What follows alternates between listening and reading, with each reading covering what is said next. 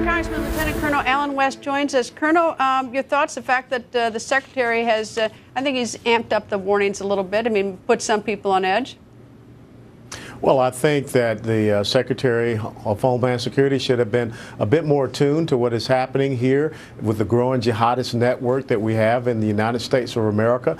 We have to start seeing the United States of America as part of this 21st century battlefield, because when you're talking about militant Islamists and Islamo-fascists and the support network that they have, they don't recognize any borders. They don't recognize any boundaries. We should have been working with social media sites such as YouTube and Facebook and Twitter to eradicate the opportunities that these jihadists are using for those as propaganda platforms, and we have not done that.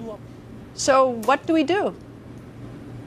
Well, I think first and foremost, the Homeland Security Secretary should sit down with those social media networks and talk about how we can start tracing these individuals and cutting down on the ability for them to use these platforms for recruitment and also to spread their messages. We need to develop through the U.S. Cyber Command a better way by which we can start deciphering these encryption messages that they are using once they get people drawn in. And we have to go back and let's be very honest, we have to do the trend analysis so we can have better surveillance instead of sitting back and waiting for the incident to occur. Out in Arizona, we knew about the young man who eventually drove 1,000 some odd miles to come right here to Garland, Texas, and commit his atrocity or his planned atrocity. So we have to start peeling the onion back, and we have to start looking at those rocks that they are trying to hide underneath. We have to be proactive and not reactive.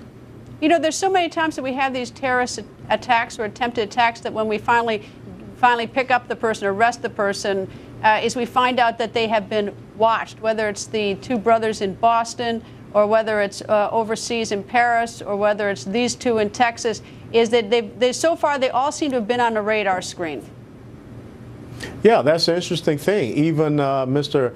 Muttalib, Abdul Muttalib, who was the underwear bomber, we had intelligence warning us about him. Carlos Bledsoe, a young Memphis black man who was radicalized with Islam, traveled to Somalia, traveled to Yemen, got terrorist training, re-entered the country, and then went and committed a jihadist terrorist attack against the Little Rock recruiting station, killing one soldier. We know that Anwar al-Awlaki was exchanging messages with Nidal Hasan, but yet we still transferred him from Walter Reed Army Medical Center to Fort Hood, Texas. And we know what happened there in December 2009. So all of these things are going on. We have to get it right every single time. And I'm just very concerned that we have played a game of political correctness and we have not really put the spotlight on these, the sources from which these jihadists are finding their support right here in the United States of America.